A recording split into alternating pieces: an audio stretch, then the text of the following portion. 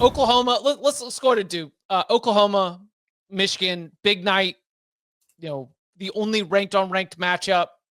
What are the things that are sticky coming out of this? Because I think that both these teams come out with a lot to learn, a lot to clean up. Even Oklahoma in a win.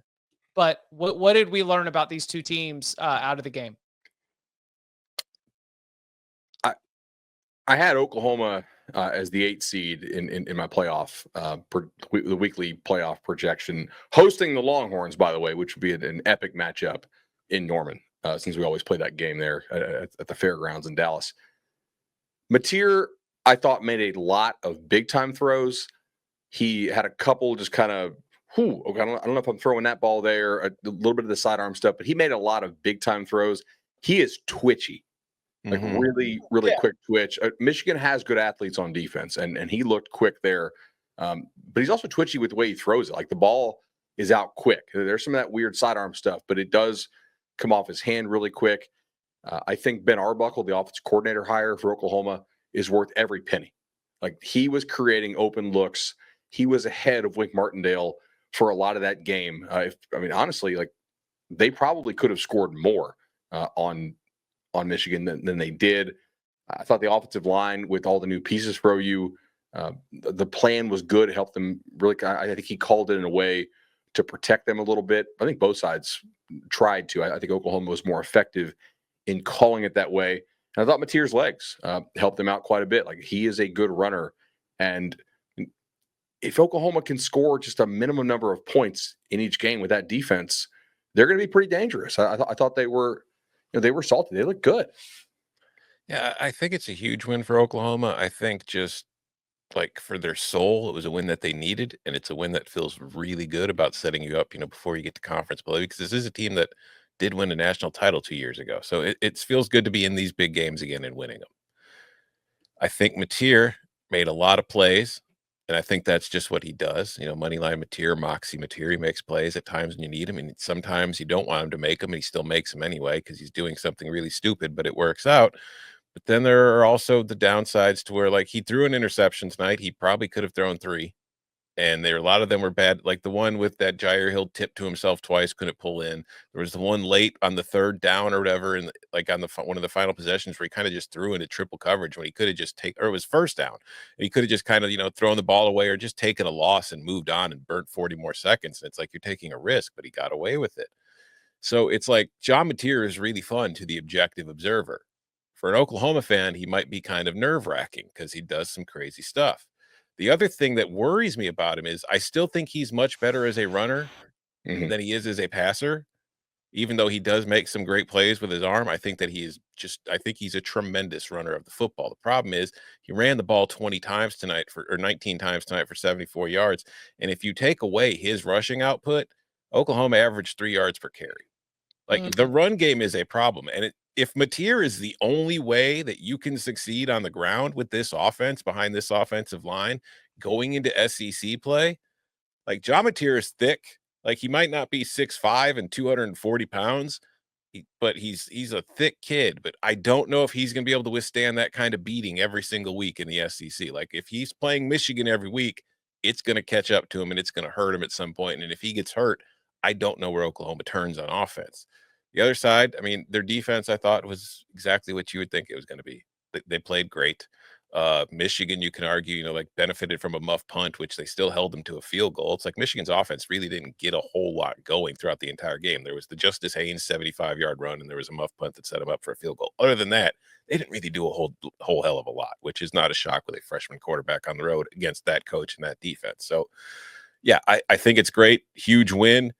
Some concerns about what they're doing and how they went about it and whether or not it'll be sustainable. Did Jaden Ott look like the Jaden Ott we typically know? No. It wasn't a factor, which was a real waste of Pete Thamel doing a Chapel Roan shout out as part of his. Did y'all hear that? No. He did yes. O-T-T-O-G-O. Yeah. The hot to go, but ought to go. Yeah. Sad I missed that. Yeah. He did it pretty well. He did it well. No, I'm saying he did it last year.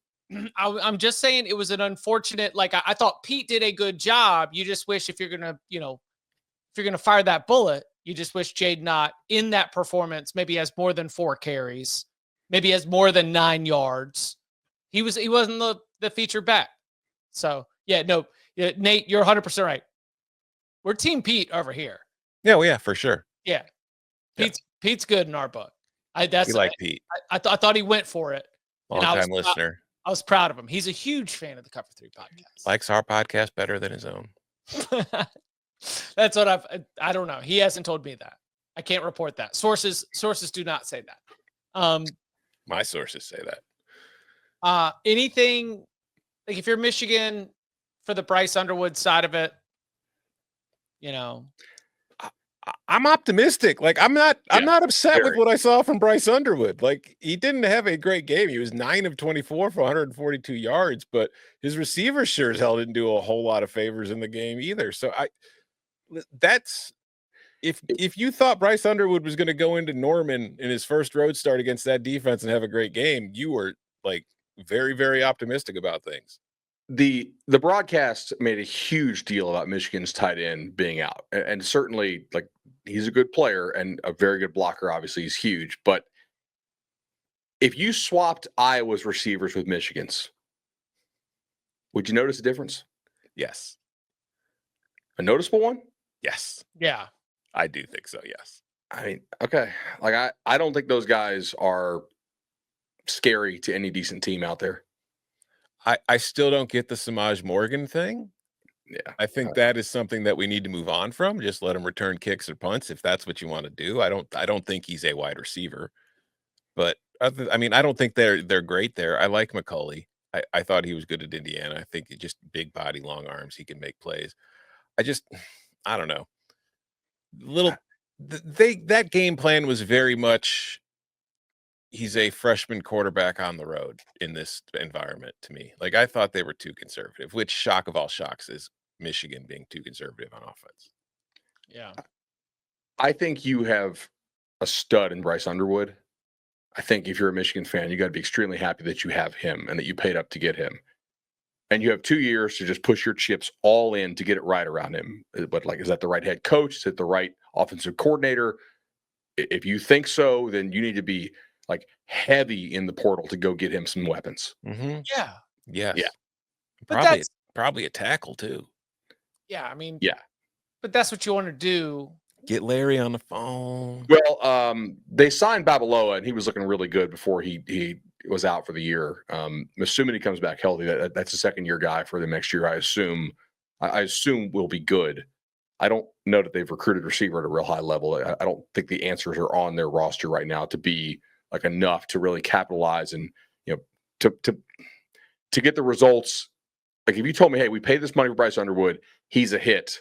The results you expect, like how do we get there? It's you got to upgrade the pass catchers, and maybe the coaching. Yep.